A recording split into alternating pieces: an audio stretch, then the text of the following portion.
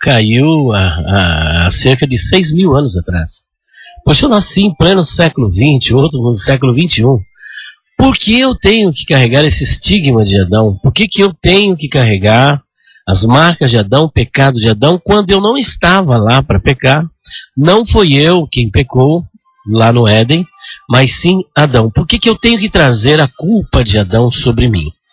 Realmente é uma pergunta bastante intrigante. E outra, agora nós vamos responder essa pergunta. Acontece o seguinte: quando Adão pecou, ele não pecou sozinho. Diferentemente dos anjos, veja que os anjos, Deus criou cada anjo individualmente, e cada anjo é responsável pela sua própria transgressão. Tanto é verdade que a Bíblia diz que a terça parte dos anjos dos céus caíram com Satanás. Ora, se todos levassem a culpa de Satanás, então todos deveriam cair, mas apenas a terça parte. Por quê? Porque apenas a terça parte seguiu as ideias de Satanás. Isso mostra a responsabilidade individual de cada anjo, e portanto Deus os criou individualmente, cada um recebendo a sua respectiva responsabilidade.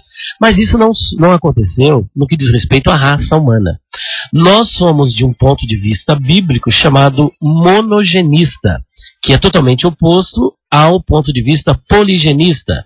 Ou eu explico. O monogenismo parte do princípio de que Deus, a partir de um só, criou todas as raças que existem na Terra para povoar a Terra, de acordo com Atos dos Apóstolos, capítulo 17, versículo 26, e de acordo com a própria universalidade do pecado, Romanos capítulo 5, versículo de número 12. Por um homem entrou o pecado no mundo, pelo meio do pecado, e pelo pecado veio a morte, e por isso, a morte passou a todos os homens, é por isso que todos pecaram. Então a Bíblia não diz que foi por vários homens que o pecado entrou no mundo, mas apenas por um só homem. E o poligenismo parte do princípio, que não é o que nós defendemos, não é um princípio bíblico, é um princípio até espírita, é uma forma de tentar tirar até mesmo a culpa do homem, que Deus, além de Adão e Eva, criou também outros seres para não somente povoar a Terra, mas também para povoar outros planetas. Então, voltando à nossa linha de raciocínio, que se prende ao ponto de vista monogenista, de que Deus, a partir de um, criou toda a raça, nós devemos considerar que quando Adão pecou, toda a raça humana pecou em Adão. Todos nós fomos responsabilizados em Adão, porque é a partir de Adão que Deus criou a raça humana. Então a raça humana, de forma embrionária, estava em Adão. E em Adão caindo, toda a raça humana caiu. E é por isso que o pecado de Adão, entre aspas apenas, foi imputado a toda a raça, porque a raça estava em Adão. Então todos nós pecamos em Adão, conforme Romanos capítulo 5, versículo número 12, e outras passagens bíblicas. Todos nós estávamos em Adão. Agora, outra pergunta, tentando fazer um contraponto a essa leitura, é a seguinte que se faz.